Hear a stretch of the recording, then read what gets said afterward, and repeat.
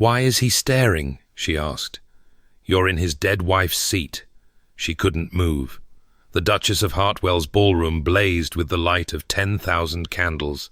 Their flames reflected and multiplied in mirrors that lined the walls until the room seemed infinite, a glittering universe contained within 4 walls of gilt and marble.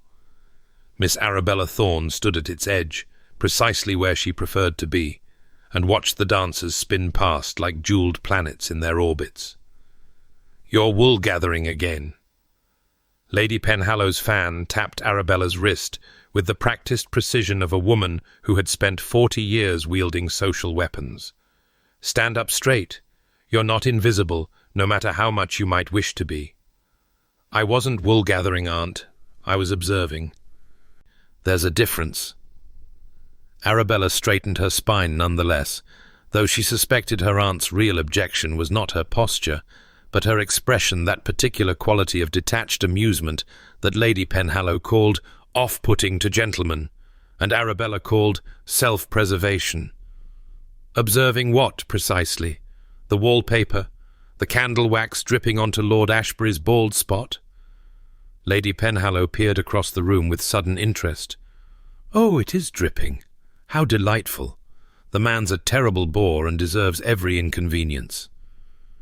"I was observing Miss Patience Whitmore attempting to hide behind her dance card, while pretending she doesn't see Mr. Pemberton approaching for the quadrille." Arabella nodded toward the far corner, where a slender young woman in pale blue was executing a strategic retreat toward the refreshment table. "She's going to collide with the footman carrying the champagne in approximately 3 seconds. They watched. Patience Whitmore collided with the footman. Champagne erupted in a fountain of fizzing catastrophe. Lady Penhallow sighed with a satisfaction that was almost maternal. "Poor child. Her first season is going splendidly, I see. At least she'll be memorable." "Memorably damp."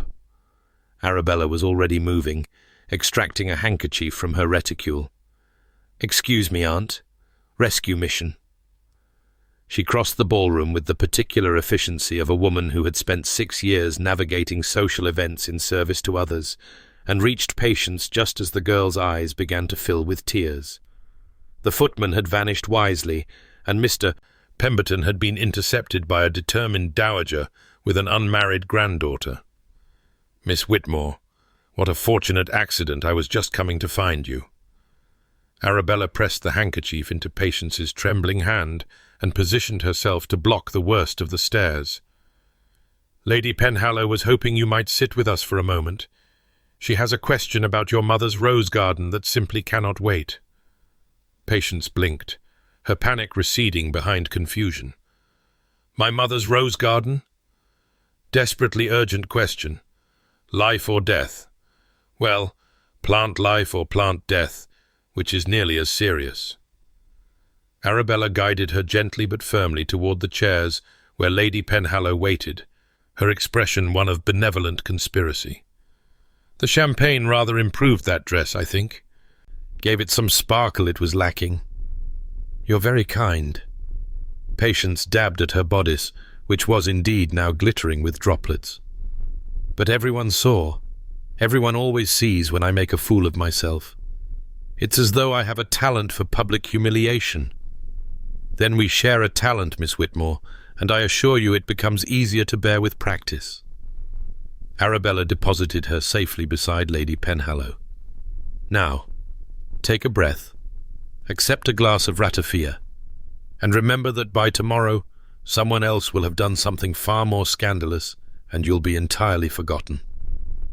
She meant it as comfort. It was not until the words left her mouth that she heard the other truth in them, the truth of her own life, her own careful cultivation of forgettability. But Patience was already accepting the ratafia that Lady Penhallow had conjured from somewhere, and the moment passed.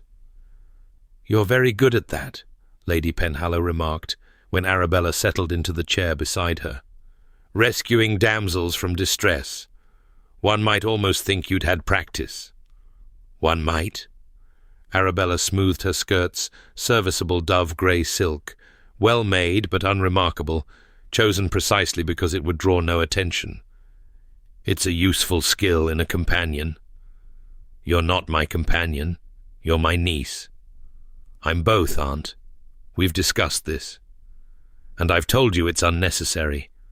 I have money enough to support me in idleness while I contribute nothing and wait to become a burden on my cousins when you die." Arabella kept her voice light, but there was steel beneath it. "Thank you. No. I prefer to be useful." Lady Penhallow's eyes narrowed, seeing more than Arabella wished to reveal. But she let the matter drop, as she always did, because for all her sharp tongue, Margaret Penhallow understood that some walls existed for good reason. "Very well. Make yourself useful, then. I'm feeling faint from the heat. There must be 300 people crammed in here, and the Duchess has apparently never heard of opening a window. Secure us seats in the supper-room before the crush, and I'll follow in a moment. The supper-room won't be open for another half-hour at least. Which is precisely why you should go now, before some ambitious mamma plants her daughters in all the good seats. Go. Shoo." Lady Penhallow fluttered her fan. "Find somewhere quiet. I know you're desperate to escape the noise." Arabella was, in fact, developing a headache from the relentless assault of music and chatter and cloying perfume. She rose, grateful for the excuse. "I'll find us a corner. Not too much of a corner. I need to see who's sitting with whom and making what alliances. Somewhere with good sight lines but minimal foot traffic. You should have been a general, Aunt." "I would have made an excellent general. Now go." The supper-room was indeed nearly empty, the footman still laying out the elaborate display of cold meats and jellies and hothouse fruits that would feed the hungry dancers. Arabella surveyed the space with an experienced eye, cataloguing seats the way a military strategist might catalogue terrain. Too near the door traffic. Too near the window's draught. Too near the centre exposure. There. In the far corner, a small table set slightly apart from the others, positioned where one could observe the entire room while remaining largely unobserved. Perfect. She claimed it, settling her aunt's shawl over the back of one chair to mark it as occupied, then sat in the other and allowed herself a moment of blessed quiet. The noise of the ballroom was muffled here, reduced to a distant hum. The candles were fewer, the light softer. She could breathe. The poetry of this particular solitude was a familiar friend. As a child, she had hidden in window seats with books, while her father's parishioners filled their small house with noise and need. As a young woman in her one disastrous season, she had sought out empty corners where she could recover from the effort of pretending to be someone worth noticing. Now, at 26, she had perfected the art of disappearance, not the dramatic kind, not the running away, but the gentle kind, the fading into usefulness until one became part of the furniture of other people's lives. It was comfortable, this invisibility. It was safe. And if sometimes, late at night, she felt the weight of it pressing on her chest like a stone, well, that was simply the price of survival. She was considering whether to fetch wine for herself or wait for her aunt when she became aware that she was being watched. The sensation prickled along her skin like the warning before a storm. She looked up, scanning the room still mostly empty, just footmen and one or two early arrivals, and then she saw him. He stood in the doorway on the opposite side of the room, a glass of wine in his hand, utterly motionless. Dark hair threaded with silver at the temples, a face that might have been carved from granite, all sharp angles and shadowed eyes. Tall, broad-shouldered, dressed in immaculate black evening clothes that seemed to absorb the candlelight rather than reflect it. And he was staring at her with an intensity that stopped her breath. Not staring at her with admiration, she had long since ceased expecting that, and would have been suspicious if she received it. Not staring with the idle curiosity of a bored aristocrat surveying the available entertainment. No. He was staring at her as though she had done something unforgivable, as though she had risen from the dead, or stepped out of a painting, or committed some transgression so profound that he could not find words for it. His eyes were grey. Even across the room she could see that they were grey, and that they were full of something that looked very much like pain. She could not move. The moment stretched, elastic and strange, the rest of the room fading to nothing around the fixed point of his gaze. Arabella's heart hammered against her ribs. She should look away. She should rise and leave. She should do something, anything, other than sit frozen in this chair while a stranger looked at her as though she had murdered someone he loved. "Arabella, Arabella, are you quite well? You've gone pale as milk."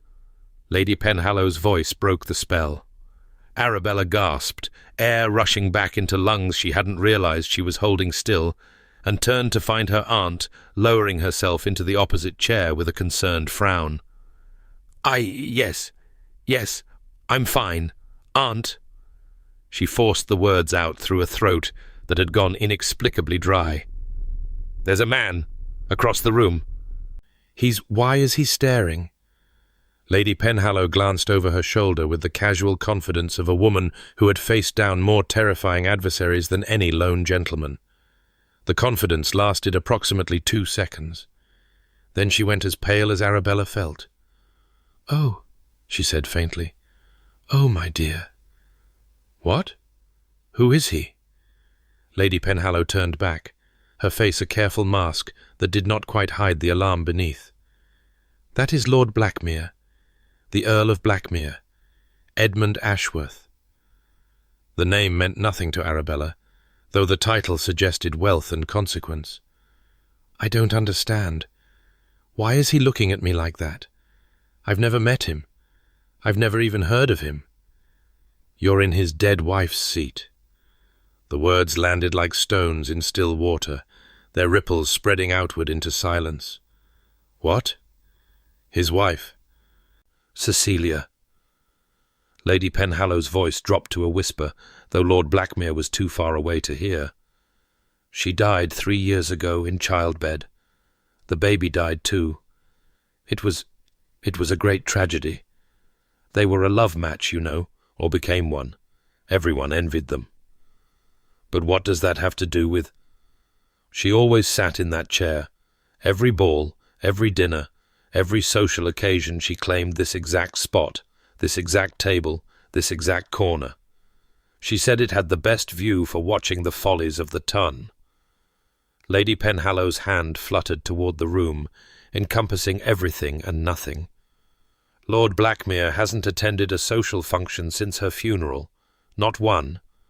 Tonight is the first time in 3 years that he's appeared in society. And I'm sitting in her chair." Arabella's voice sounded strange to her own ears. Thin and distant. "I didn't know. How could I have known?" "You couldn't. No one could. But he—" Lady Penhallow risked another glance. "He's still staring. Oh, this is dreadful. We should move. We should find another table." Move. Yes. That was the sensible thing to do. Rise from this chair that belonged to a dead woman. Find another seat, another corner, another place to be invisible. Simple. Easy. The obvious solution. Arabella could not make her body obey. It was not stubbornness that held her in place, nor defiance. It was something else entirely, something she could not name, a strange paralysis that seemed to emanate from those grey eyes still fixed upon her, pinning her like a butterfly to a board. She felt caught in amber, suspended in a moment that had somehow slipped outside of time. She looked at him again, unable to help herself. He had not moved. His glass of wine remained untouched in his hand, the liquid dark as blood in the candlelight. His face was expressionless now, the initial shock smoothed into something harder, colder, but his eyes burned with a grief so profound that Arabella felt it in her own chest, an echo of loss answering loss across the crowded room. She knew that grief. She had felt it herself 6 years ago, when her mother died and her failed suitor retreated, and her entire world collapsed into ash and duty. She had buried it deep, built walls around it, convinced herself it was healed. But seeing it raw and unhidden in a stranger's gaze was like looking into a mirror she had forgotten existed. "Arabella!" Lady Penhallow's voice was urgent now, worried. "We really must—" Lord Blackmere moved. It was abrupt, almost violent, a sharp turn of his shoulders, a rigid stride carrying him out of the supper-room through the far door. The glass of wine remained behind, abandoned on a nearby table, a dark pool spreading from where his departure had jostled it. Gone. He was gone. The strange spell broke, and Arabella could breathe again, could move again, could think again. "Well," Lady Penhallow's fan snapped open, fluttering vigorously. That was... I should go after him. Apologize. Apologize for what? Sitting in a chair? Don't be absurd. But Lady Penhallow's voice lacked its usual crispness. "It's not your fault, my dear. How could you have known?" "I couldn't have. But still—" Arabella stared at the door through which he had vanished, feeling oddly bereft. "He looked at me as though I had stolen something precious. I feel I should explain—" "Explain what? That chairs don't have memories? That the dead don't reserve seats at balls?" Lady Penhallow shook her head. "Leave it, Arabella. Lord Blackmere is— well, society calls him the Ghost Earl. He haunts his estate in Yorkshire and refuses all invitations, all company. This was his first appearance in 3 years, and you saw how that ended. He's not a man seeking conversation or comfort. He's a man seeking solitude, and I suggest we give it to him." It was sensible advice, practical advice, the kind of advice Arabella had built her life upon. She should take it. She spent the rest of the evening trying. The ball continued in its glittering course, couples dancing, champagne flowing, scandals brewing in shadowed alcoves. Arabella performed her duties, fetching refreshments, making small talk, rescuing Patience Whitmore from 2 more minor disasters and one determined fortune hunter who had apparently not received the memorandum about her modest dowry. She smiled and nodded and said all the right things in all the right places. But some part of her remained in that corner table, still caught in the amber of a stranger's grief. She dreamed of grey eyes that night, and woke with tears on her cheeks that she could not explain. The morning brought weak sunlight and strong tea, both of which Arabella consumed while pretending to read a novel she had already finished twice. Lady Penhallow had declared herself in need of rest, and would not emerge from her chambers until noon at the earliest, which left Arabella alone with her thoughts in the comfortable chaos of her aunt's morning-room. She should not be thinking about Lord Blackmere. She should not be wondering about his wife Cecilia, her name had been, what a lovely name, or about the love match that everyone had envied, or about the baby who had died with its mother 3 years ago. These were not her tragedies. They had nothing to do with her. She was merely a spinster companion who had accidentally sat in the wrong chair, a minor character in someone else's grief. And yet, the novel remained unread. The tea grew cold. Arabella stared out the window at the grey London morning, and remembered the way Lord Blackmere's eyes had burned with something she recognized, something she had spent 6 years pretending she did not feel. "Miss Thorne?" The housekeeper's voice interrupted her reverie. "Lady Penhallow requests your assistance. She needs to review the invitations for the coming week." Duty called. Arabella rose, grateful for the distraction, and spent the next 2 hours sorting through the staggering volume of gilt-edged cards that demanded Lady Penhallow's social attention. There were balls and dinners and musicales and garden parties, an endless parade of events requiring careful consideration: who was hosting, who would be attending, what political or matrimonial implications lurked beneath each seemingly innocent invitation. "The Hartwell house party," Lady Penhallow said, tapping one card against her palm. 2 weeks in the country, and the guest list is impeccable. I promised Lady Whitmore I would chaperone young Patience. The girl needs someone sensible to guide her, and her mother is about as useful as a chocolate teapot. I didn't realize you were such close friends with Lady Whitmore. I'm her godmother, and I take my duties seriously when I remember them. Unfortunately, Lady Penhallow frowned. I've been feeling poorly, Arabella. Nothing serious, just the season is exhausting, and I'm not as young as I pretend to be. The doctor has recommended rest. Arabella's attention sharpened. Aunt, if you're unwell... I said it's nothing serious. Don't fuss. But I cannot possibly manage a 2-week house party in my current state, which means I need you to go in my stead. Me? You're my niece and my companion.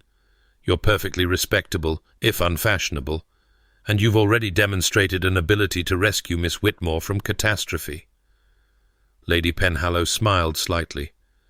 Consider it a promotion. I'm not... Arabella stopped, reorganizing her objections. I haven't been properly introduced to the Duke and Duchess. I would be an imposition. And Patience deserves a chaperone with more social standing than a vicar's daughter who works for her keep. Patience deserves a chaperone who will actually pay attention to her instead of gossiping in corners, which is precisely what I would do if I went. Lady Penhallow waved away further protest. I've already written to Lady Whitmore. It's arranged. You leave in 4 days. 4 days. A 2-week house party at one of the finest estates in England, surrounded by aristocrats and social climbers and eligible young men whom Arabella would be expected to help Patience navigate. It was exactly the kind of situation she had spent 6 years avoiding. Too much exposure, too many opportunities for her careful invisibility to crack. I don't... Arabella. Lady Penhallow's voice softened unexpectedly. When was the last time you did anything for yourself? Not for me, not for Patience, not for anyone else, just for yourself. The question struck somewhere deep, in a place Arabella kept carefully locked. That's not I don't need. Everyone needs. Even saints need, and you are far too sensible to be a saint. Lady Penhallow reached out and took her hand, a rare gesture of physical affection. Go to the house party. Watch the young people flutter about. Walk in the gardens. Read in the library. Be something other than useful for a fortnight. You might find it suits you. It wouldn't. Arabella knew it wouldn't. She had tried once to be more than useful, to be wanted, to be loved, to be the center of someone's attention rather than its periphery. That experiment had ended in public humiliation and private devastation, and she had learned her lesson well. But Lady Penhallow's eyes were tired, and her hand was thinner than Arabella remembered, and the word no stuck in her throat. All right, she heard herself say. I'll go. Lady Penhallow smiled, satisfied, and returned to her invitations. The matter was settled. Arabella told herself the strange flutter in her chest was anxiety about the upcoming social ordeal. It was not, could not be, hope. 2 days later, she encountered Lord Blackmere in a bookshop. Hatchard's was crowded with the usual mix of blue stockings and browsers, the air thick with the scent of paper and leather and possibility. Arabella had come seeking a new novel for the journey to Hartwell Manor, something engaging enough to survive 2 weeks of awkward dinners and uncomfortable silences. She had worked her way through the fiction section and was reaching for a volume of poetry on a high shelf when another hand closed over the same spine. She looked up. Grey eyes met brown. Time stopped. Miss Thorne. He remembered her name. She had not told him her name. How could she have? They had not been introduced, but he had clearly made inquiries. The knowledge sent a peculiar shiver down her spine. Lord Blackmere. They stood frozen, hands nearly touching on the book between them, while the ordinary bustle of the shop continued around them like water flowing past 2 stones. I owe you an apology, he said. His voice was deeper than she had expected, roughened by disuse. For the other evening, I behaved—" He stopped, seemed to struggle with words. "I behaved badly." "You could not have known that I was sitting in your wife's chair?" The words came out more direct than she intended, but Arabella had never mastered the art of polite evasion. "My aunt explained. I am so sorry for your loss, Lord Blackmere." Something flickered in his eyes, surprise, perhaps, at her frankness. Most people avoid mentioning her. They speak around her, as though she were a social embarrassment rather than a woman who lived and died and mattered. Most people are cowards about grief. They fear it's contagious. And you don't? Arabella considered the question seriously, as she considered most questions. "I think grief is simply love with nowhere left to go. It seems cruel to pretend it doesn't exist." Lord Blackmere stared at her for a long moment, something shifting behind his careful facade. Then, slowly, he released the book they had both been grasping. "You take it," he said.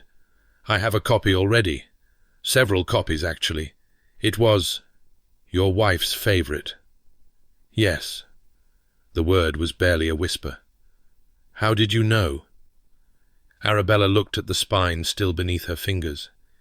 "In Memoriam by Alfred, Lord Tennyson. A meditation on loss and faith and the strange persistence of love beyond death. Of course it would have been Cecilia's favourite. Because it would have been my mother's favourite too, if she had lived to read it." She drew the book down from the shelf, holding it carefully in both hands. "She died 6 years ago. I read this at her grave on the anniversary, every year." She had not meant to say that. She never spoke of her mother, not to anyone, not even Lady Penhallow, who had loved her sister dearly. But something about Lord Blackmere's grey gaze invited confession, as though his own grief had made him a safe repository for others. "I'm sorry," he said, and the words were not the hollow social formula they usually were. "For your loss. It was a long time ago. Time doesn't heal grief. It only teaches you to carry it differently." Arabella looked up at him, struck by the precision of the observation. "Yes. That's exactly yes." They stood in silence for a moment, two strangers who had somehow stumbled into unexpected intimacy, surrounded by books and browsers, who neither noticed nor cared. "I should go," Lord Blackmere said finally, though he made no move to leave. There are matters requiring my attention. Of course. But He stopped again, the words seeming to cost him something. "I find I am glad to have met you properly, Miss Thorne, under better circumstances than our first encounter. As am I, Lord Blackmere." He nodded once, stiffly, and then he was gone, striding through the shop and out into the grey London afternoon, leaving Arabella standing alone with a book of poetry pressed against her heart. She bought it. She could not have said why, except that something about the encounter had shaken loose a piece of her careful architecture, and she wanted to hold on to it before the walls rebuilt themselves. That night she read In Memoriam by candlelight, and wept for her mother for the first time in years. The journey to Hartwell Manor took most of a day, the carriage winding through increasingly pastoral countryside until the sprawl of London seemed like a distant dream. Arabella shared the vehicle with Lady Whitmore and Patience, the former dispensing endless advice about proper deportment, and the latter receiving it with the glazed expression of someone who had long since stopped listening. "And remember, my dear, a lady never speaks too much or too little, just enough to seem interesting without becoming tiresome. It's a delicate balance." "Yes, mamma." "And never dance more than twice with the same gentleman unless you wish to signal particular interest, which you should not signal to anyone without consulting me first." "Yes, mamma. And—" Lady Whitmore interrupted herself with a gasp as the carriage crested a hill. "Oh, there it is! Hartwell Manor! Is it not magnificent?" Magnificent was an understatement. The estate sprawled across the landscape like a small city, its golden stone glowing in the afternoon light. Gardens cascaded down terraced hillsides, fountains sparkled in the distance, and the house itself seemed to go on forever, wings and towers and countless windows reflecting the sky like watching eyes. "It's beautiful," Patience breathed, momentarily forgetting her practiced ennui. "It's terrifying," Arabella thought, but did not say. She had known country estates. Her father's vicarage had bordered one, but she had never been a guest at anything like this. The difference between serving at the margins of wealth and being welcomed into its centre was vast, and she felt it acutely as the carriage rolled down the long drive toward the house. The arrival was a chaos of footmen and luggage and effusive greetings. The Duchess of Hartwell welcoming her guests with practiced warmth, while servants whisked belongings away to mysterious upper regions. Arabella found herself swept along in the current, introduced to faces she immediately forgot, assigned a room that was larger than her entire childhood home, and instructed that tea would be served in the blue drawing-room at 4 o'clock. She had perhaps an hour to collect herself. The room was beautiful pale blue walls, white mouldings, a bed large enough for a family of 4, but it felt foreign, too fine for someone who had spent 6 years sleeping in the modest comfort of a companion's quarters. Arabella unpacked her small trunk, hanging her few dinner dresses in a wardrobe that could have held 20 times as many, and tried to convince herself that she belonged here. She failed. The view from her window offered some comfort. Gardens stretching toward a distant lake, trees in the first flush of autumn color, a sky softening toward evening gold. She stood there for a long moment, breathing slowly, reminding herself that she was here for Patience, not for herself. She had a job to do. She could do it. She had been doing it for years. At precisely 4 o'clock, she descended to the blue drawing-room. The company had gathered in elegant clusters, conversations flowing in that effortlessly artificial way of house parties, where everyone knew everyone else, or was pretending to. Arabella scanned the room for Patience, found her seated beside a young woman of similar age, and relaxed slightly. Good. Someone her own age to befriend. Perhaps this would not be as difficult as she had feared. She was making her way toward a quiet corner when she saw him. Lord Blackmere stood by the window, a teacup in his hand that he was not drinking from, his dark figure stark against the golden afternoon light. He was speaking, or rather, being spoken to by a woman with his same grey eyes and a determined expression that suggested she was not accustomed to being ignored. His sister, Arabella realized. She had heard gossip on the journey. Lady Whitmore was a reliable source of social intelligence about Lord Blackmere's sister, Lady Whitfield, who had married the Duke of Hartwell's younger brother and had been desperately trying to coax her widowed brother back into society for years. Apparently, she had finally succeeded. Arabella should have looked away, should have continued to her corner, should have made herself invisible as she had perfected over years of practice. Instead, she stood frozen in the middle of the room, watching Lord Blackmere across the crowd of strangers, remembering the bookshop and the poetry and the strange confession they had shared. He looked up. Their eyes met across the blue drawing-room, across the teacups and the chatter and the golden afternoon light, and Arabella felt the world shift beneath her feet. She was walking into his world of memory and grief. She could feel it closing around her like water, warm and dangerous and impossible to escape. Neither of them looked away. She was not invisible anymore. She was not sure if she was grateful or terrified. Perhaps, she thought, as his grey gaze held hers across the impossible distance, perhaps she was both.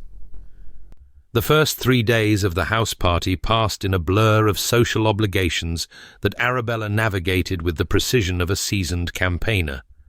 She shepherded Patience through breakfast conversations and afternoon walks, steered her away from the Viscount, who showed altogether too much interest in her modest dowry, and ensured she was always seated advantageously at dinner.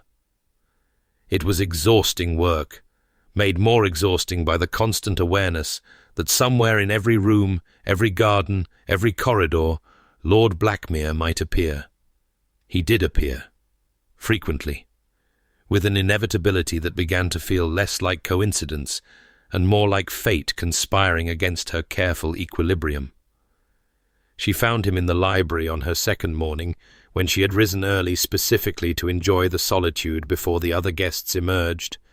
He was already there, standing at the window with a book open in his hands, but his eyes fixed on the gardens beyond, and he turned at her entrance with an expression that suggested he was equally surprised and not surprised at all. "Miss Thorne, you're an early riser." "Old habits." She hesitated at the threshold, acutely aware that they were alone, that propriety demanded she leave, that every sensible instinct she possessed was screaming at her to retreat. "I didn't mean to disturb you." "You're not disturbing me." He closed the book. She could not see the title and set it aside. "I find I don't sleep well in strange houses. Too many memories in the walls." "You've stayed here before?" "With—" She stopped, the name catching in her throat. "With Cecilia?" "Yes, several times." He said it simply, without the careful avoidance that usually surrounded the mention of the dead. She loved this library, said it was the only room in the house that didn't try too hard to impress. Arabella looked around at the towering shelves, the comfortable leather chairs, the morning light streaming through tall windows. I can see what she meant. It feels honest somehow. Books don't pretend to be anything other than what they are. Neither do you. The observation startled her. "I beg your pardon?" "You don't pretend." Lord Blackmere moved closer, though he maintained a proper distance between them. "Most people do, constantly pretending interest, pretending indifference, pretending they don't notice the awkward silences when I enter a room. But you don't. You simply say what you think. That's not always a virtue. My aunt says my frankness is off-putting to gentlemen. Your aunt is wrong." He said it with such quiet certainty that Arabella felt heat rise to her cheeks. Honesty is rare enough to be precious. She did not know how to respond to that, so she fell back on practicality. "What were you reading?" He glanced at the abandoned book. "Milton, Paradise Lost. I thought perhaps something appropriately bleak for my mood, but I find I've lost patience for self-indulgent misery, even beautifully written misery." "That seems like progress." "Does it?" His mouth curved in something that was almost a smile. "My sister would be pleased to hear it. She's been trying to convince me that rejoining the living was a good idea. I've spent 3 days proving her wrong by being terrible company at every meal." "You haven't seemed terrible to me." "That's because I've been avoiding you." The admission came without pretense or apology. "I wasn't certain I could trust myself to be civil." "And now?" "Now I find that I sought out the library specifically because I remembered you mentioning to Lady Hartwell that you intended to explore it this morning." He met her eyes directly, that grey gaze steady and disconcertingly honest. "I'm not certain what that means, Miss Thorne, but I thought you should know." Arabella's heart was doing something complicated in her chest, something she had not felt in 6 years and had no intention of feeling ever again. She clasped her hands together tightly, as though physical restraint could contain emotional chaos. "Lord Blackmere. Edmund." The word escaped him before he could stop it, and something flickered across his face, surprise at himself, perhaps. "My name is Edmund. I realize it's entirely improper for you to use it, but I find I am very tired of propriety." "Edmund." She tested the name carefully, feeling the weight of it on her tongue. I don't know what you want from me." "Neither do I." He laughed, a rough sound that held more bewilderment than humor. I came to this house party because my sister threatened to stop speaking to me if I refused one more invitation. I expected to be miserable. I expected to spend a fortnight counting the hours until I could return to Yorkshire and my comfortable solitude. I did not expect—" He stopped. The silence stretched between them, heavy with words unsaid. "You did not expect what?" Arabella heard herself ask, though she knew she should not. "You." He said it simply, as though it explained everything. Perhaps it did. "I did not expect you." The clock on the mantelpiece chimed the hour, breaking whatever spell had held them suspended in confession. Arabella stepped back, putting necessary distance between them. "I should go. Patience will be wondering where I am." "Of course." He did not try to stop her, did not move to follow. "Miss Thorne Arabella." She turned at the door, caught by the sound of her name in his voice. "I am glad you came to this house party," he said quietly. "Whatever else happens, I want you to know that." She fled before she could respond, before she could say something unwise, before the walls she had spent 6 years constructing could crumble entirely. It was not until she reached the safety of her room that she realized he had called her Arabella without asking permission, and she had not minded at all. The following days developed a pattern that Arabella recognized, with growing alarm, as dangerous. She and Edmund— she could not stop thinking of him as Edmund now, though she was careful never to say it aloud— crossed paths with a frequency that strained the boundaries of coincidence. He appeared at her elbow during the garden tour, pointing out the roses that Cecilia had loved, and the fountain where she had once pushed him in fully clothed, as revenge for some forgotten slight. He materialized beside her at dinner, claiming the seat that the hostess had clearly intended for someone else, and spent the entire meal asking her opinion on books and poetry and the state of the modern novel. He sought her out during the musicale, settling into the chair beside hers just as Miss Patterson began a technically proficient but emotionally vacant performance on the pianoforte. "She plays as though the notes have personally offended her," he murmured, low enough that only Arabella could hear. "Be kind. She's nervous." "I'm not being unkind, merely observational. There's a difference." "Is there?" She kept her eyes fixed on Miss Patterson's rigid shoulders. "The observed might disagree. The observed can't hear me. Only you can." He shifted slightly, his arm brushing against hers in a way that might have been accidental, but almost certainly wasn't. "Have you noticed that we keep finding ourselves in the same corners?" "I had noticed." "Yes." "Does it bother you?" The honest answer was complicated, too complicated for a whispered conversation during a musicale, too complicated for a woman who had sworn off complication years ago. "It should bother me." "But it doesn't?" She finally turned to look at him, finding his grey eyes waiting for hers with an intensity that made her breath catch.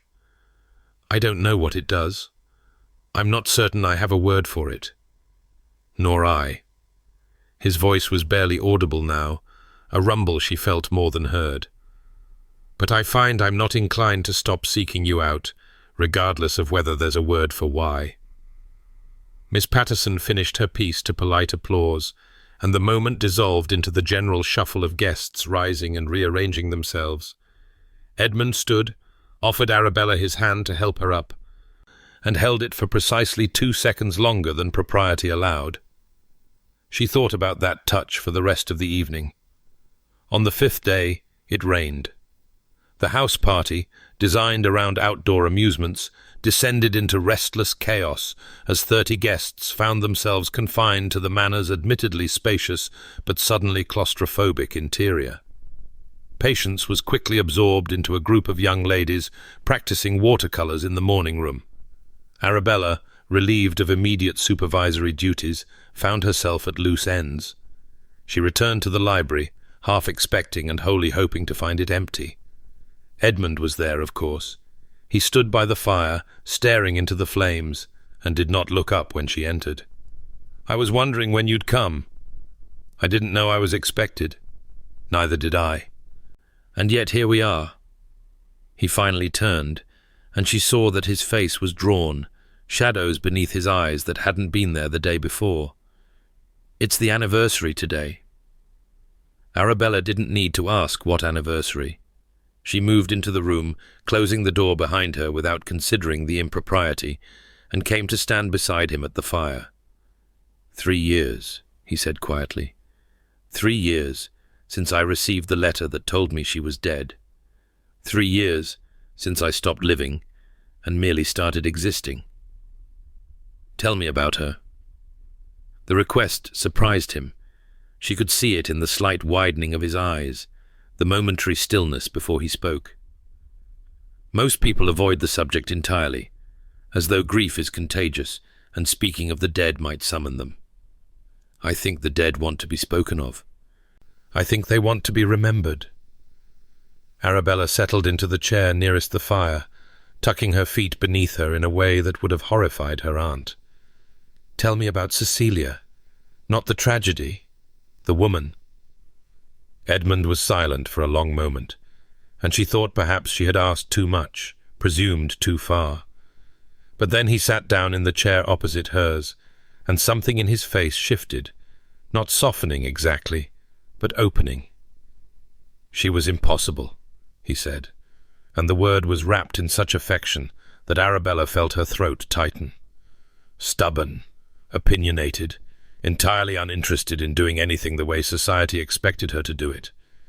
She rearranged the furniture in every room she entered, literally sometimes, but metaphorically always. She couldn't leave anything alone. That sounds exhausting. It was. It was also wonderful. He leaned back in his chair, his eyes distant with memory. Our marriage was arranged. Our fathers were old friends. The estates were conveniently adjacent. It all made perfect sense on paper. I was 24, and she was 19, and we resented each other thoroughly for the first 2 years. Resented? She thought I was cold and arrogant. I thought she was flighty and tiresome. We were both wrong and both right, in the way that young people usually are. He smiled, a real smile that transformed his austere features.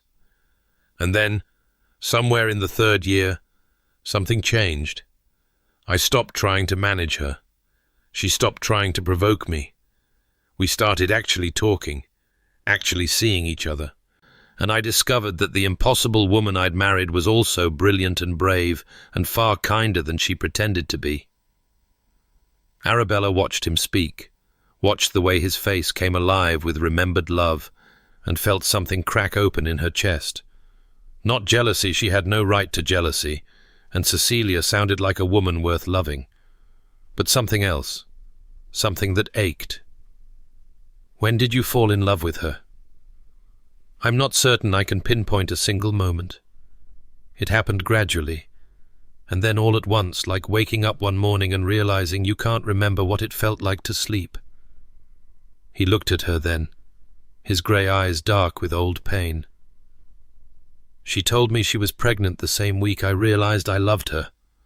I had wasted years keeping her at arm's length, and by the time I let her in, we had only months left. That's not your fault. Isn't it? The words were bitter, serrated. I could have loved her from the start. I could have given her 3 years of happiness instead of 2 years of cold formality and 6 months of belated devotion. She deserved better than what I gave her. She knew you loved her in the end. Surely that counts for something. She wrote me a letter. Edmund's voice dropped to barely a whisper. In her last days, when the physicians were warning me to prepare for the worst, she wrote me a letter. I didn't receive it until after she was gone. The housekeeper found it in her writing desk and gave it to me at the funeral. Arabella waited, sensing that he needed to tell this, but might not be able to if she pushed. She said she was happy. She said the past 6 months had been worth all the lonely years that came before. She said... He stopped, his throat working. She said she forgave me for everything, and that she hoped I would eventually forgive myself. And have you? No? The word was absolute, unflinching. I don't know how. Every time I think I might be ready to move forward, I remember all the time I wasted, and I convince myself that I don't deserve anything more than this half-life of grief and guilt. Arabella rose from her chair without conscious decision, crossed the small distance between them, and knelt beside his chair. It was wildly improper. She did not care. Edmund. She waited until he looked at her, until those grey eyes met hers with all their shadows and depths. Love doesn't kill. Life is fragile, and sometimes it breaks in ways we cannot predict or prevent. You did not cause Cecilia's death by loving her too late. You did not use up some finite resource of happiness. All you did was love a woman who loved you back, and lose her to something neither of you could control. You make it sound simple. It isn't simple. Grief never is. But it doesn't have to be a prison either. She took his hand, another impropriety, another thing she should not do, and held it between both of hers. You said yourself that you're tired of merely existing. Cecilia told you she hoped you would forgive yourself. Perhaps it's time to try. He stared at her for a long moment, something shifting behind his eyes. Old walls showing cracks, old certainties beginning to crumble. Then, very slowly, he lifted his free hand and touched her face. Just a brush of fingers against her cheek, barely there, but Arabella felt it through her entire body. "How do you do this?" he murmured. "How do you see through walls I've spent years constructing? I have walls of my own. Perhaps that makes them easier to recognize in others. Tell me about yours." She should withdraw. She should stand up, make an excuse, flee to the safety of her room and the familiar armor of self-deprecation. Instead, she found herself speaking. "I had one season. I was 20. My father had just died, and my mother thought it would help us both to have something to focus on the practical business of finding me a husband." The old humiliation rose in her throat, but she pushed through it. "There was a man, Mr. Arthur Crawford. He was handsome and charming and said all the right things, and I was young enough and foolish enough to believe him. What happened? He was a fortune hunter. He thought my aunt's wealth would pass to me. My mother had allowed the impression to persist, hoping it would attract suitors for her plain, practical daughter." Arabella tried to smile and failed. "When he discovered I would inherit nothing but my father's books and my mother's recipes, he ended the courtship as publicly as possible. He announced our broken understanding at a ball, the same ball where we were supposed to announce our engagement. He called me a scheming nobody who had tricked him with false pretenses. He sounds like a man who deserved to be shot. He was a man who wanted money and found a girl who had none. I can hardly blame him for his disappointment." The old defensive phrases came easily, worn smooth by years of repetition. "The scandal ended my season. My mother died 3 months later. They said it was her heart, but I think it was shame. She blamed herself for raising my expectations, for allowing the deception, for failing to secure my future. That wasn't your fault either. Wasn't it?" She echoed his earlier words back to him without meaning to. "I should have known better. I should have been more practical, less romantic, less willing to believe that someone could actually—" She stopped, unable to finish. "Could actually love you?" The words hung in the air between them, painfully accurate. "I learned my lesson," Arabella said quietly. "I learned to make myself useful instead of hoping to be loved. Useful has value. Useful doesn't depend on beauty or fortune or any of the things I lack. I can be useful for the rest of my life without risking what happened before." "And is that enough? Being useful?" She looked at him, at this man who had lost so much and still somehow found his way back to something approaching life, and felt her carefully constructed walls tremble. "It has to be enough," It's all I have. No. His hand tightened around hers. No, Arabella, it isn't. You have this wit that cuts through pretense, this honesty that makes me feel like I can breathe for the first time in years, this warmth that you hide behind self-deprecation, because some worthless fortune hunter made you believe you don't deserve. Don't. The word came out sharper than she intended. Please don't say things you don't mean. I mean every word. He leaned forward, his face close to hers, his grey eyes blazing with something she was afraid to name. Do you know what I see when I look at you? Not a plain spinster, not a useful companion, not any of the diminishing things you call yourself. I see a woman who noticed my grief instead of avoiding it. A woman who asked about my wife instead of pretending she never existed. A woman who has been hiding from love the same way I have, just with different walls. Arabella's vision blurred with tears she refused to shed. You don't know me. Then let me learn. His hand came up to cup her face, gentle as a prayer. Let me see behind your walls the way you've seen behind mine. Let me... A sharp knock at the library door shattered the moment. They sprang apart, Arabella rising hastily to her feet, Edmund standing so abruptly he nearly knocked over his chair. By the time the door opened to reveal Lady Whitfield's curious face, they were standing at a respectable distance, the very picture of propriety. Edmund, there you are. I've been searching everywhere. Lady Whitfield's eyes flickered between them with an expression that suggested she suspected far more than she was seeing. And Miss Thorne, how unexpected. Miss Thorne and I were discussing literature. Edmund's voice was perfectly controlled, perfectly aristocratic, perfectly empty. She has an impressive knowledge of poetry. How fascinating. The word dripped with skepticism. I hate to interrupt your literary discourse, but the other guests are gathering for games in the drawing room.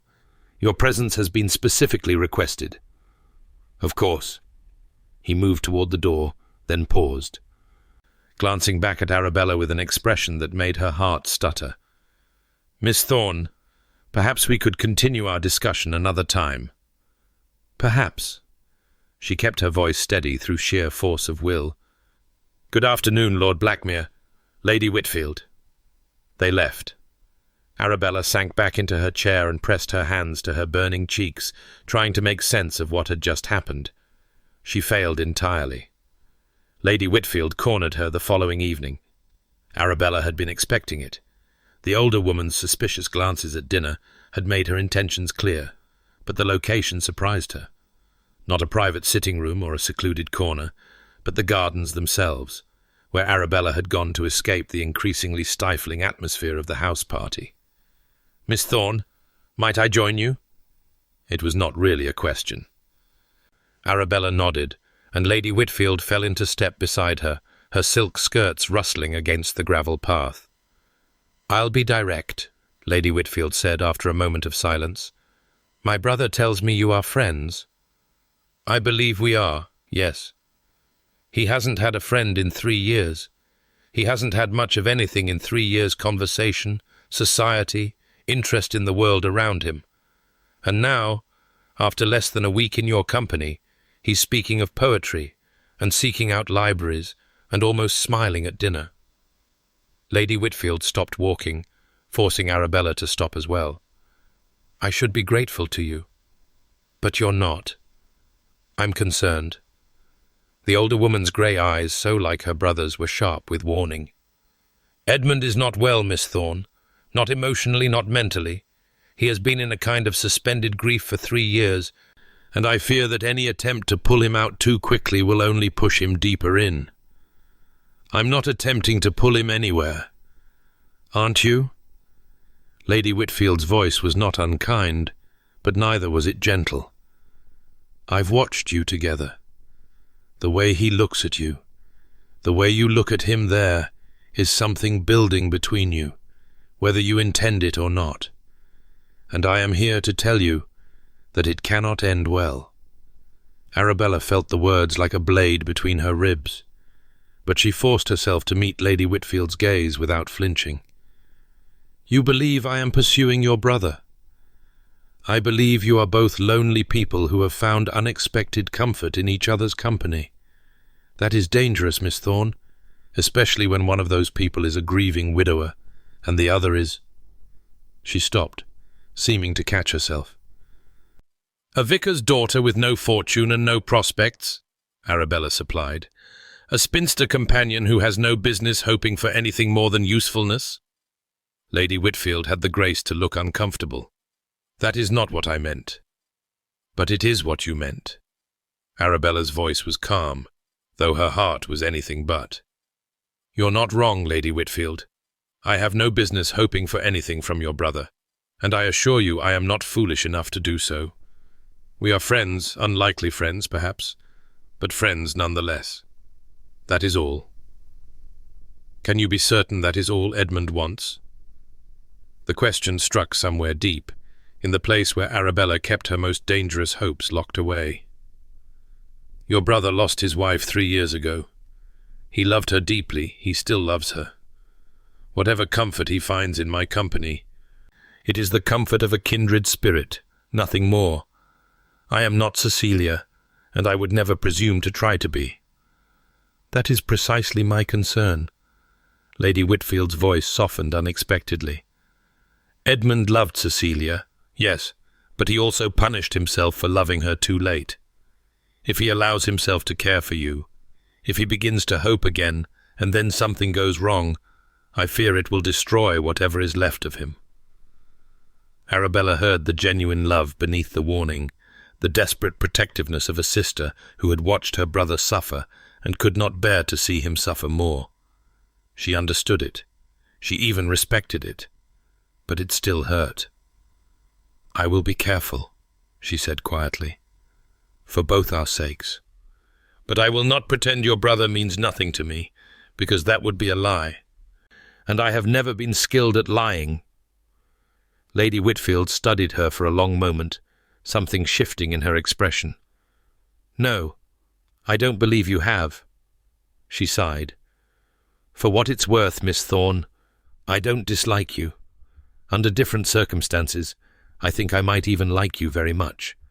But Edmund is fragile, and I have to protect him even from people who might genuinely mean him well." "I understand. Do you?"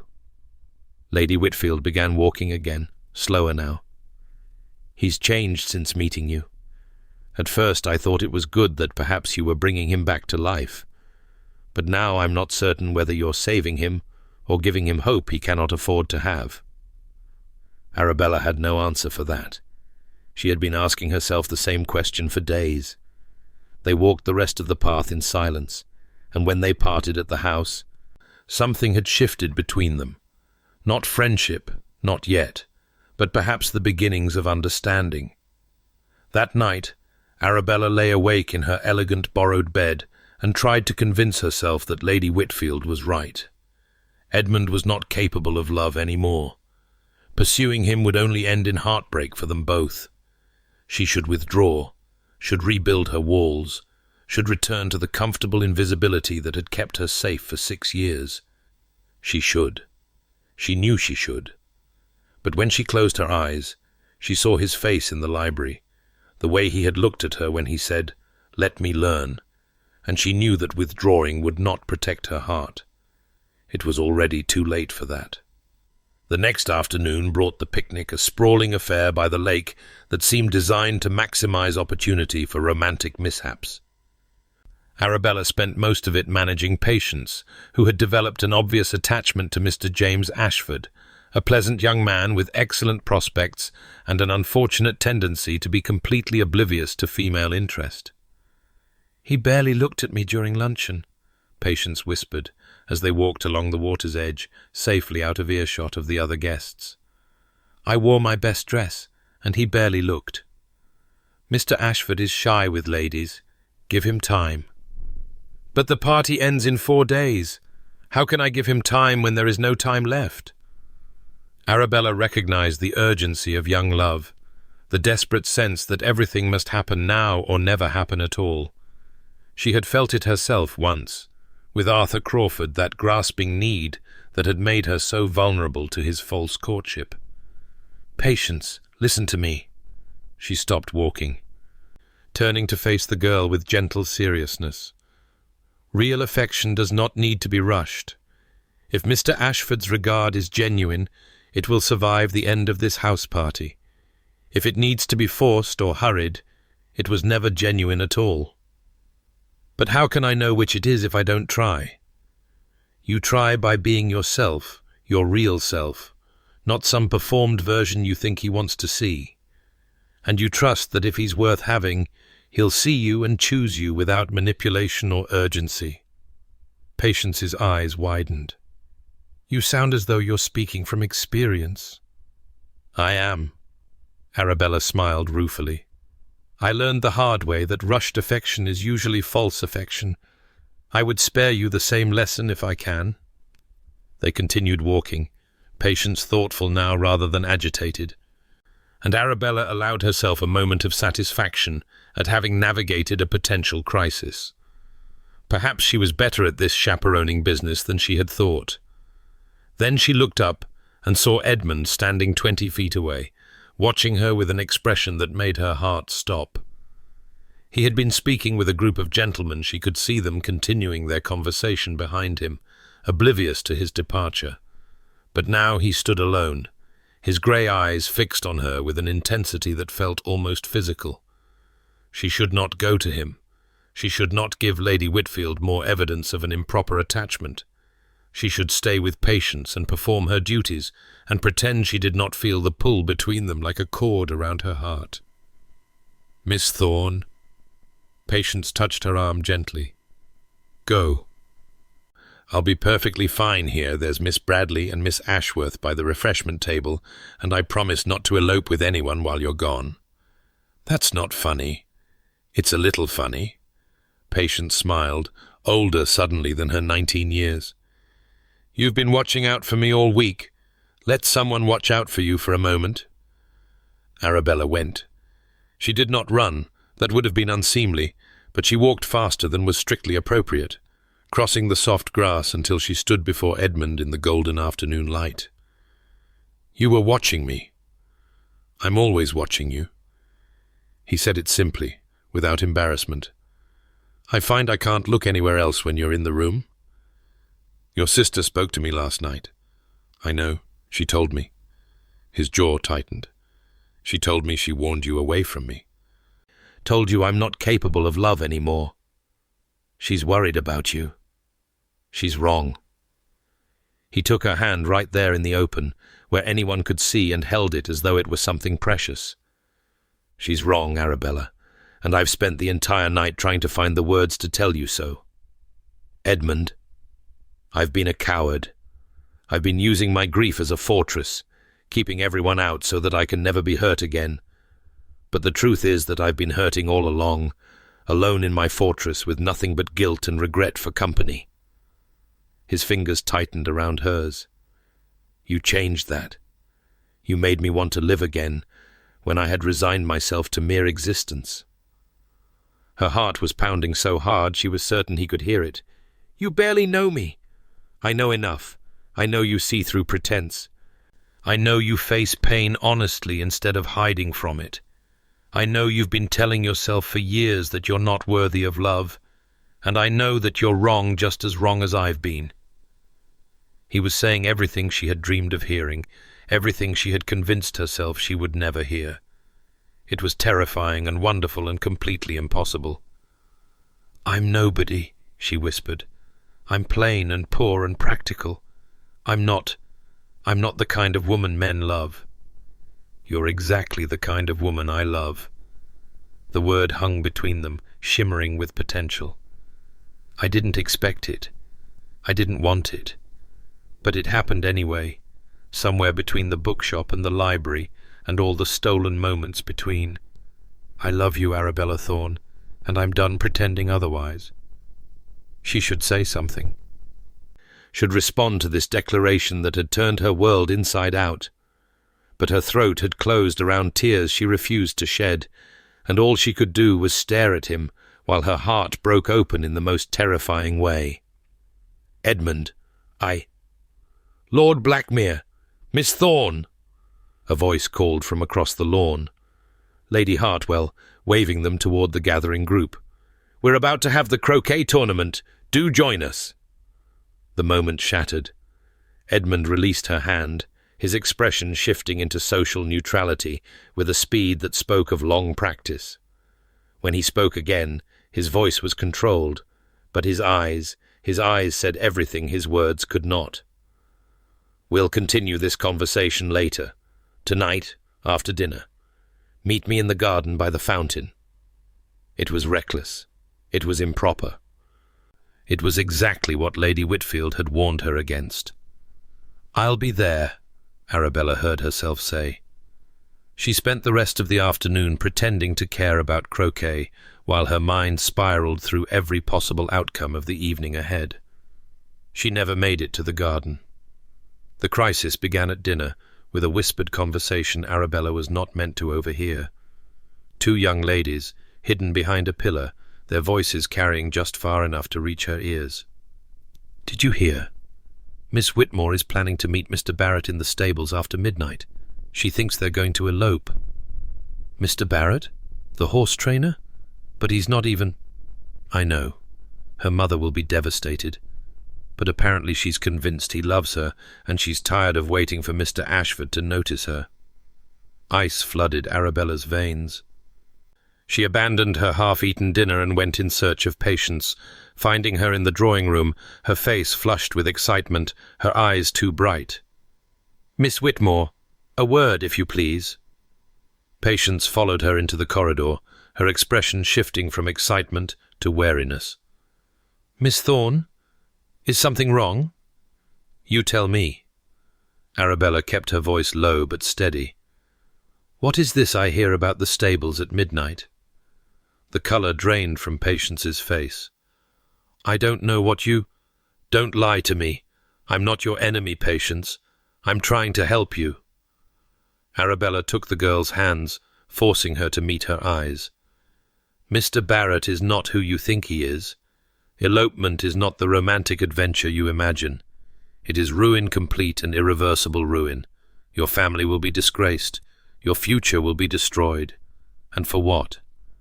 A man who will be bored of you within a month?" Patience's eyes filled with tears. "You don't understand. James doesn't even see me.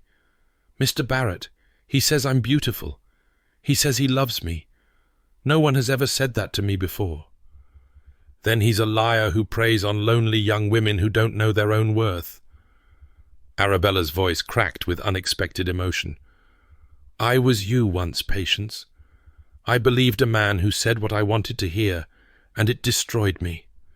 Don't make my mistake. But it's different. It is never different. Pretty words from unworthy men are always the same. They promise everything and deliver nothing but heartbreak." Arabella gripped her hands tighter. "Please, Patience. Trust me. Stay in your room tonight. Let me help you find a man who deserves you. Someone who sees you clearly and loves you honestly. Not someone who exploits your loneliness." Patience wavered, tears streaming down her cheeks, caught between romantic fantasy and the harsh truth Arabella was offering. The moment stretched, agonizing. I can't." "You can. You're stronger than you know." Arabella softened her voice, pulled the girl into an embrace that was entirely improper for a chaperone, but entirely necessary for a frightened young woman. "Promise me you won't go to the stables. Promise me you'll give yourself a chance at something real." A sob shuddered through Patience's body. Then, finally, a whispered word. "I promise." Arabella held her until the tears subsided, then escorted her to her room and stayed with her until exhaustion pulled her into sleep. By the time Patience's breathing steadied, it was well past midnight. The garden rendezvous was impossible now. Arabella returned to her own room, changed into her nightclothes, and sat by the window watching the darkness beyond. Somewhere out there, Edmund was waiting for her by the fountain, waiting for an answer to his declaration, waiting for hope. She should go to him, should explain, should tell him that she had been detained by duty, not by doubt. But the evening's crisis had shaken something loose inside her, all the old fears, all the old certainties about her own unworthiness. Patience had believed a false lover because she was desperate to be seen, to be chosen, to matter. How was Arabella any different? Wasn't she just as desperate, just as vulnerable to pretty words from a man who could not possibly mean them? Lady Whitfield's warning echoed in her memory. He is not capable of love any more. And even if he was, even if his feelings were genuine, what future could there be for an earl and a vicar's daughter?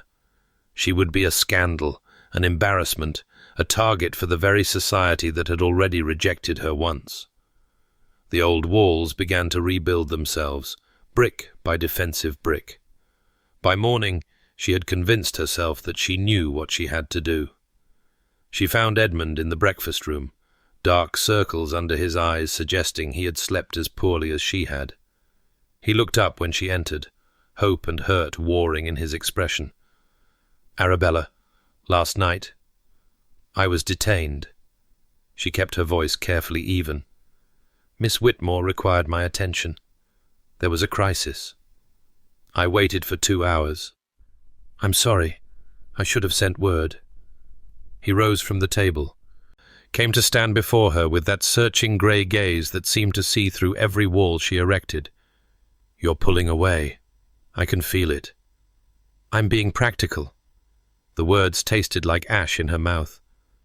"What happened between us, the conversations, the connection, I am grateful for it, Lord Blackmere, truly. But I think we both know it cannot lead anywhere.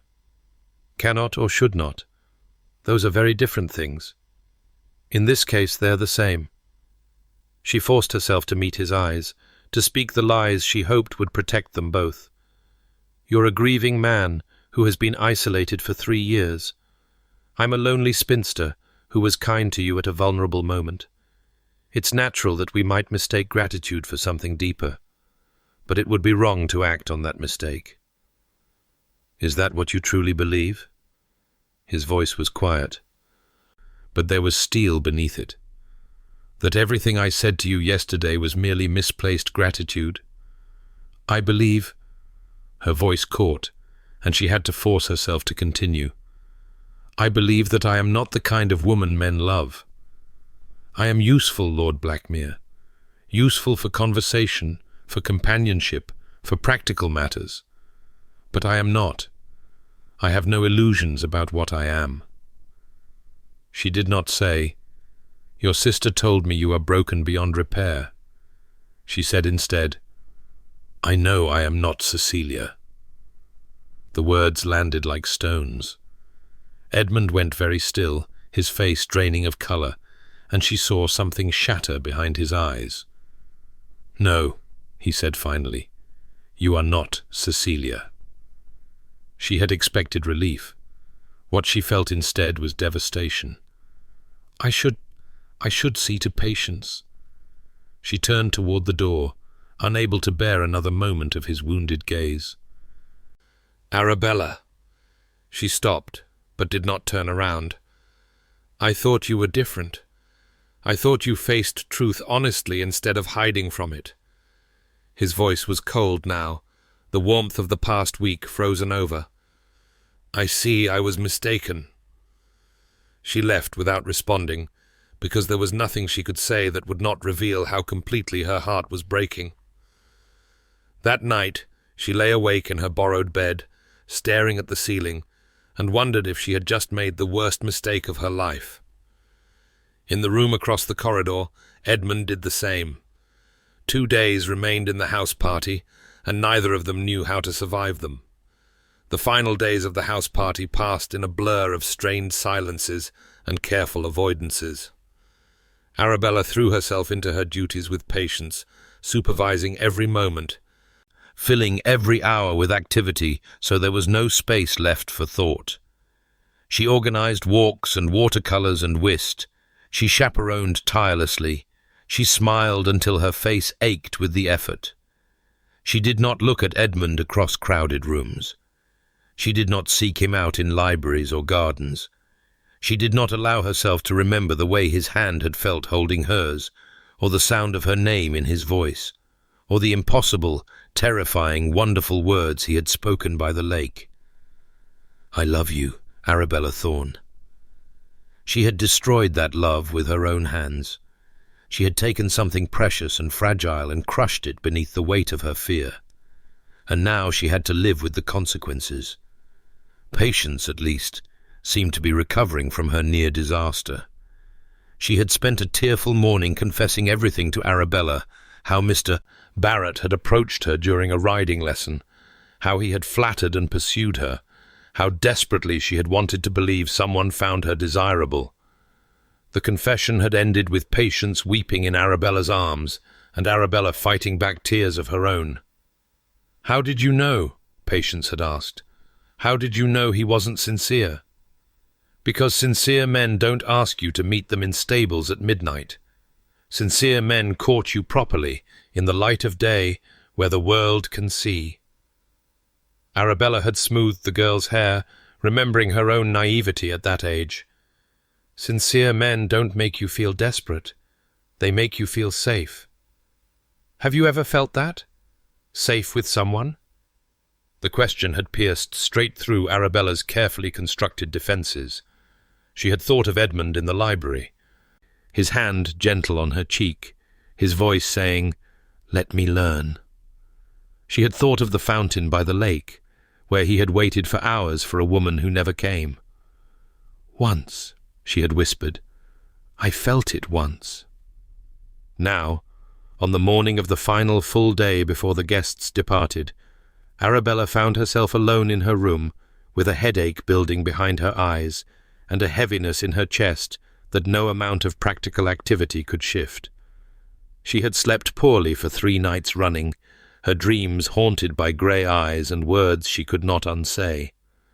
A knock at the door interrupted her brooding. "Miss Thorne? Are you unwell?" It was the housekeeper, her face creased with concern. Arabella realized she had missed breakfast, unforgivable negligence from a chaperone.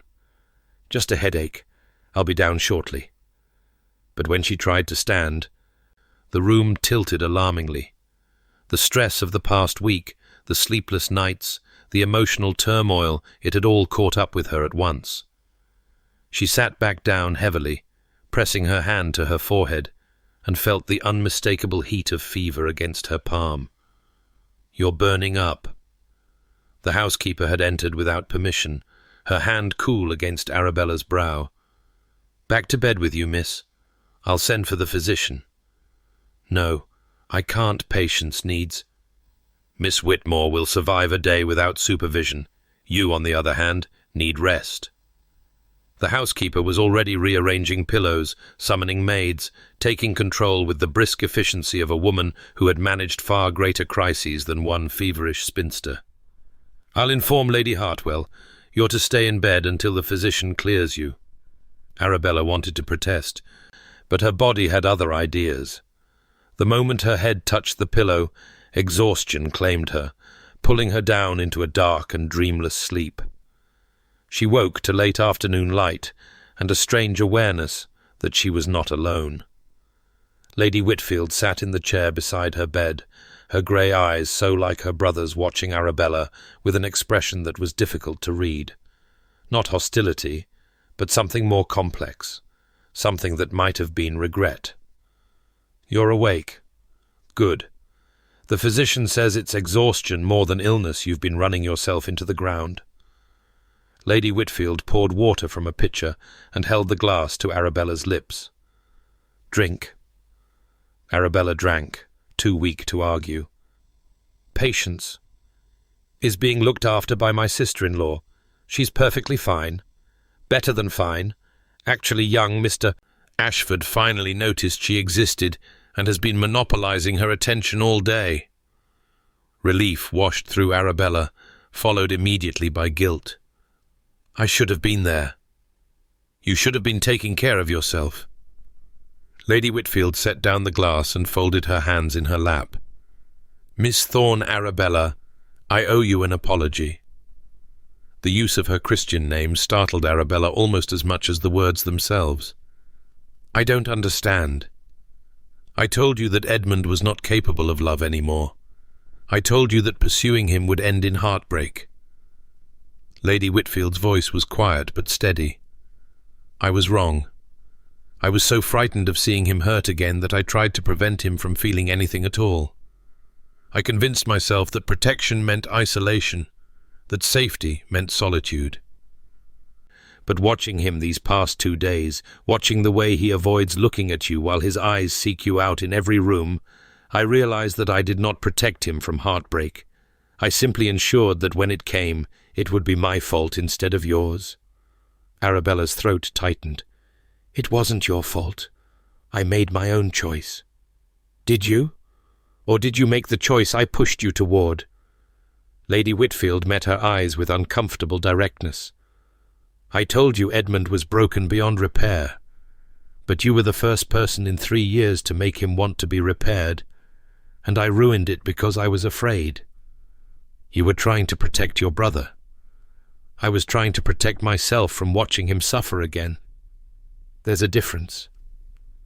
Lady Whitfield rose from her chair and moved toward the window, her back straight with the effort of confession. He's been pacing the corridor outside your room since this morning. The servants are talking about it, the ghost Earl, haunting the hallway like his name suggests. He's terrified you're seriously ill. He's been asking for updates every hour. Arabella's heart stuttered. He what? He loves you. Lady Whitfield turned back to face her, her expression raw with something that looked almost like hope. Whatever you said to him in the breakfast room, whatever walls you tried to rebuild between you, it didn't work. He loves you still. And I think, if you were honest with yourself, you might admit that you love him too.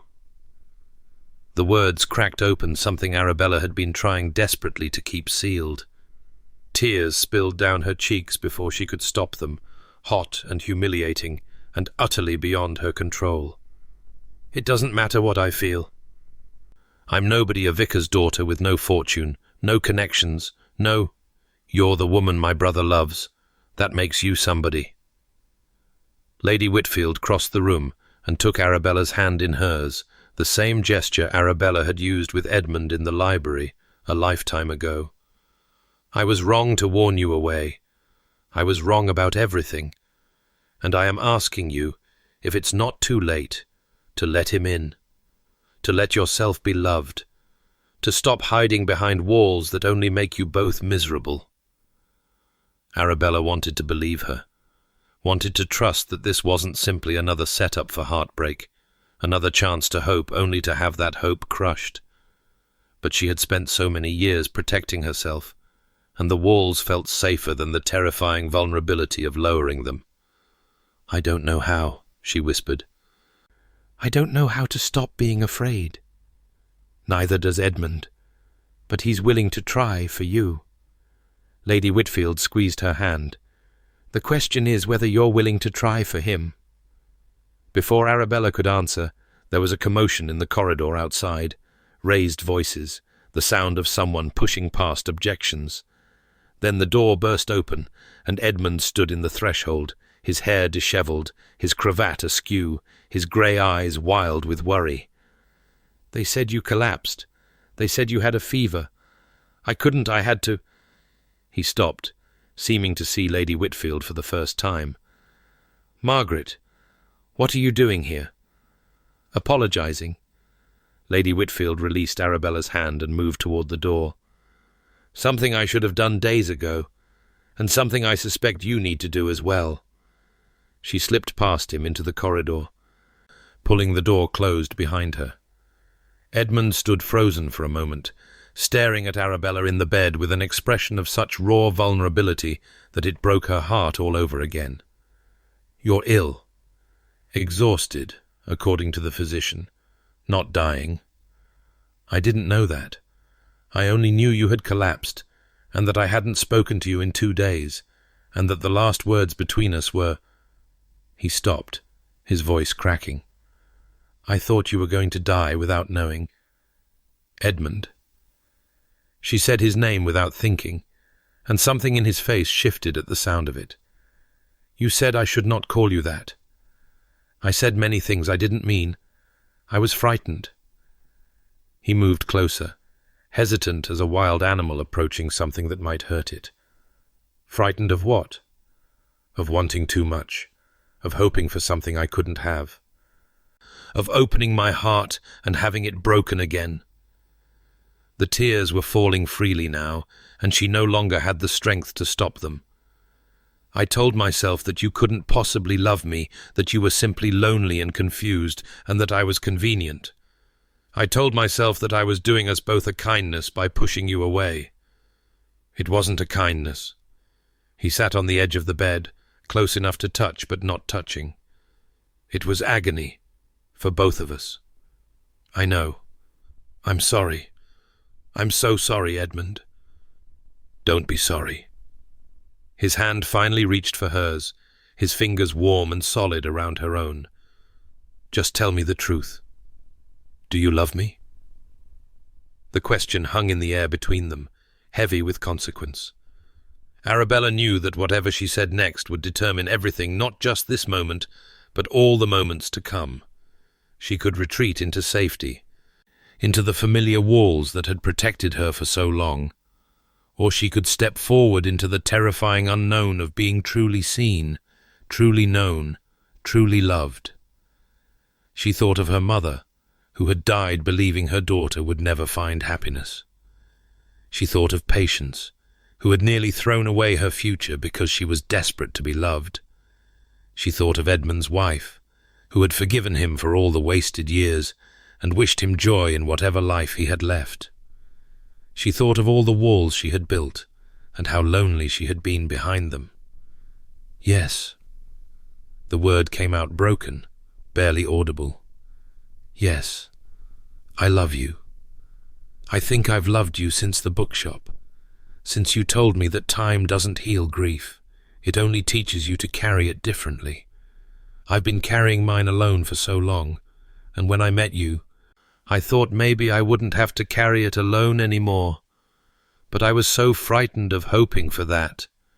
I was so certain it would be taken away." Edmund made a sound that was half laugh, half sob. I know exactly how that feels." He lifted her hand to his lips, pressing a kiss against her knuckles. "I spent 3 years convinced that loving anyone again would be a betrayal of Cecilia's memory. Then I met you, and I realized that the real betrayal would be refusing to live when she had wished me joy with her dying breath. Your sister said, my sister was wrong and terrified, and doing her best to protect me from my own heart." He smiled ruefully. "She meant well. She usually does, even when she's being insufferably controlling. She apologized. That must have cost her dearly. She hates apologizing almost as much as she hates being wrong." Edmund's thumb traced circles on the back of her hand, the touch gentle and grounding. "Arabella, I need you to understand something. You said you are not Cecilia. You're right, you're not. And I don't want you to be." The words struck somewhere deep, in a wound she hadn't known was still raw. "What I had with Cecilia was precious, and I will carry it with me always. But what I feel for you is not a replacement or a substitute. It's something entirely new." He leaned closer, his grey eyes holding hers with an intensity that made her breath catch. "I love your frankness, your courage, your refusal to pretend. I love the way you see through walls that I thought were impenetrable. I love that you asked about my wife instead of avoiding her, that you made me speak of grief instead of hiding from it. You didn't try to fix me or rescue me. You simply saw me, all of me, The broken parts and the healing parts, and you stayed anyway. I didn't stay. I ran away. You're here now. That's what matters." He brought her hand to his chest, pressing it flat against his heart. She could feel it beating beneath her palm, strong and steady. "Stay now. Stop running. Let me love you the way you deserve to be loved, openly, honestly, for the rest of our lives." "Edmund." She was crying again, but these tears were different, not grief or fear, but something closer to joy. "I'm still nobody. Society will never. Society can go hang." He said it with such vehemence that she laughed through her tears.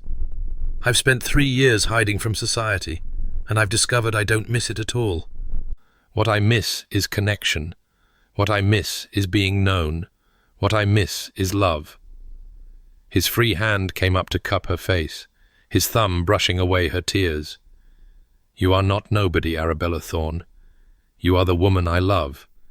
You are the woman who brought me back to life when I thought I would never feel anything again. And I am asking you, begging you to marry me." The word hung in the air, glittering with possibility. "Marry you? Be my wife. Be the Countess of Blackmere. Be the woman who sits beside me at breakfast and argues with me about poetry and forces me out of my comfortable isolation whenever I retreat too far." His voice was rough with emotion. "I have wasted years already. I will not waste another day. Say yes, Arabella. Let me spend the rest of my life making certain you know you are worthy of love." She looked at him, this man who had seemed so cold and remote when she first saw him, this man whose grief had frozen him in amber, this man who was now offering her everything she had never dared to hope for. She thought of all the reasons she should refuse. She thought of all the walls she had built. And then she thought of how tired she was of building walls. "Yes." The word was barely a whisper, but Edmund heard it. His face transformed with joy, not the polished social expression he wore in public, but something raw and real and beautiful. He leaned forward and kissed her, gentle at first, and then deeper, and Arabella felt something shift inside her, some final wall crumbling into dust. When they finally broke apart, both breathless, Edmund rested his forehead against hers. "I should let you rest. The physician said—" "The physician can wait." She pulled him closer, refusing to let go. "Stay with me, just for a while." He stayed. He stretched out beside her on the narrow bed, propriety be damned, and held her while she drifted in and out of sleep. When she woke, he was still there, his grey eyes watching her with an expression of such tenderness that it made her heart ache. "I love you," she said, testing the words, finding them easier to speak than she had imagined. "I know." He kissed her forehead. "I love you too. I will tell you every day until you believe it." "That might take a while." "I have the rest of my life. We have the rest of our lives." He smiled, and it was the most beautiful thing she had ever seen. "We should probably tell my sister. She's going to be insufferably smug about this." Arabella laughed a real laugh, free and unguarded, the kind she hadn't allowed herself in years. "She did rather engineer this. She'll never let us forget it. We'll be hearing about it at Christmas dinners for the next 3 decades. I can live with that." Arabella reached up to touch his face, marveling that she was allowed to do so. "I can live with anything, as long as you're there." Edmund turned his head to press a kiss into her palm. "Then let's begin. Together." The wedding took place 1 month later, in the small stone church near Blackmere Manor. It was not fashionable, no grand cathedral, no crushing crowd of society witnesses, no elaborate display of wealth and consequence. Instead, there were flowers from the estate gardens, music from the village organist, and a guest list that included only those who truly mattered. Lady Penhallow cried happy tears throughout the ceremony, dabbing at her eyes with a handkerchief while loudly insisting that she had known this would happen all along. Patience Whitmore served as a bridesmaid, her own romantic prospects considerably brightened by the attention of Mr. James Ashford, who had travelled all the way from London expressly to see her again. Lady Whitfield sat in the front pew with her husband, looking insufferably smug, exactly as Edmund had predicted, but also genuinely happy in a way that made Arabella forgive her everything. Edmund stood at the altar in his finest coat, his grey eyes soft with love, and when Arabella walked toward him down the aisle, she felt the last of her walls crumble into dust. The vicar spoke the ancient words. They made their vows. Edmund slid a ring onto her finger, a delicate band of gold that had belonged to his grandmother, and Arabella realized with sudden, overwhelming clarity that she had never felt so certain of anything in her life. I now pronounce you man and wife. Edmund kissed her, and the congregation applauded, and Arabella discovered that joy was not a thing she had imagined. It was real, and it was hers, and she was never letting it go. The wedding breakfast was held at Blackmere Manor, a sprawling pile of grey stone that Edmund had warned her was draughty in winter and prone to mysterious creaking sounds at night. Arabella had told him she didn't care she had lived in a vicarage held together by prayer and habit, and a bit of draughtiness was nothing compared to genuine happiness. Now, as she stood in the great hall surrounded by people who loved her, she felt that happiness like a physical warmth in her chest. Lady Penhallow was regaling anyone who would listen with tales of Arabella's childhood cleverness. Patience was dancing with Mr. Ashford, her face glowing with the particular joy of young love returned. Lady Whitfield was deep in conversation with the local magistrate's wife, probably plotting something that would benefit the village and annoy someone important. And Edmund was at her side, his hand warm in hers, his presence steady and real and permanent. Lady Blackmere. He said the title with obvious relish. How does it feel? Strange. Wonderful. A bit terrifying. She leaned into his shoulder, marvelling at how natural the gesture felt. Ask me again in a year. I'll ask you every day for the rest of our lives. He pressed a kiss to her temple. You never need to be invisible again, you know. Not with me. She looked up at him, this man who had seen through her walls from the very beginning, who had loved her even when she was too frightened to let him. I know. It might take me a while to remember that, but I know. Then I'll remind you, every day, until you believe it. And then I'll keep reminding you anyway, just to be certain. Arabella laughed, and the sound was lighter than it had been in years, free of the weight of expectation and fear, and carefully constructed invisibility. She was visible now. She was seen. She was loved. It was, she thought, the greatest transformation of all. 8 years later, the Countess of Blackmere sat in the morning room of Blackmere Manor, reviewing household accounts while simultaneously mediating a dispute of considerable urgency. But Thomas had it first. I had it first. William is lying. Am not. Are too. Arabella set down her pen and regarded her two sons with the calm authority of long practice. Thomas, 7 years old, with his father's grey eyes and his mother's stubborn chin, clutched one end of a wooden horse. William, 5 years old, with brown eyes and an unfortunate tendency toward dramatics, clutched the other end.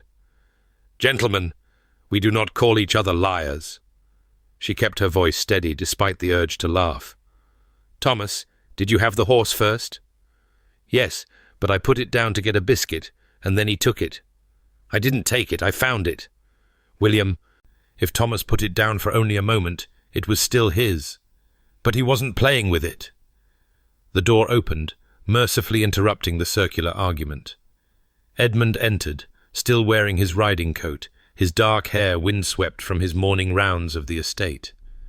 8 years of marriage had done nothing to diminish the way Arabella's heart lifted at the sight of him. If anything, it made the lifting sweeter, weighted with shared history and accumulated joy. "Papa!" Both boys abandoned their dispute to launch themselves at their father, the wooden horse forgotten on the floor. Edmund caught them easily, swinging William up onto his hip, while Thomas clung to his other side. "What's all this noise?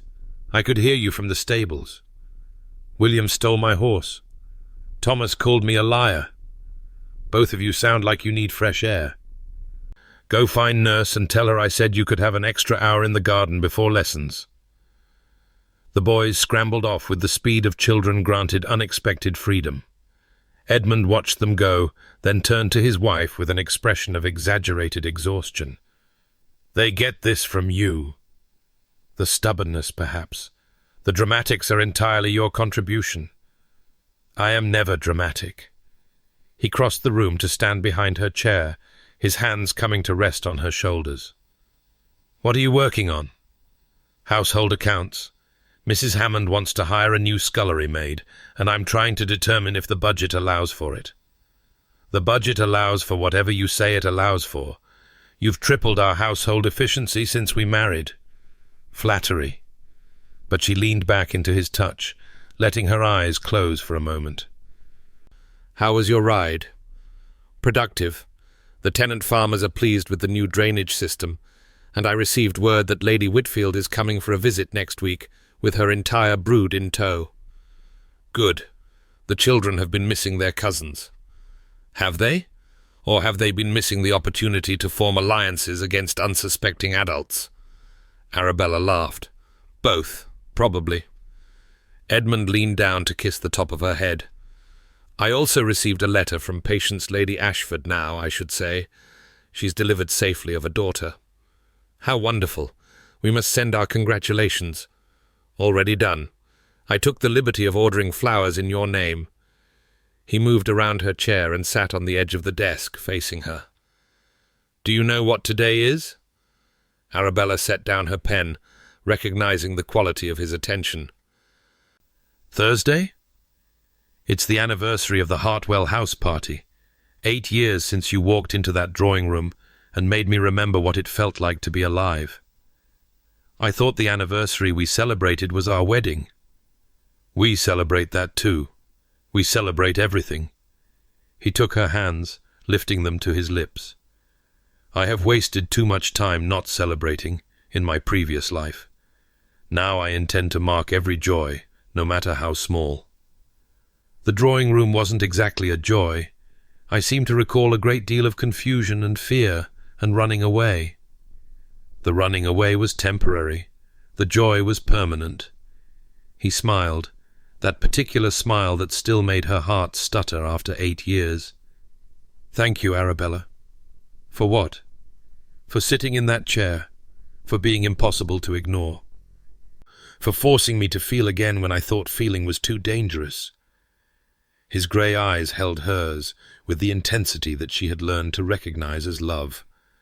"For giving me Thomas and William and Elizabeth, for building a life with me that I never thought I would have."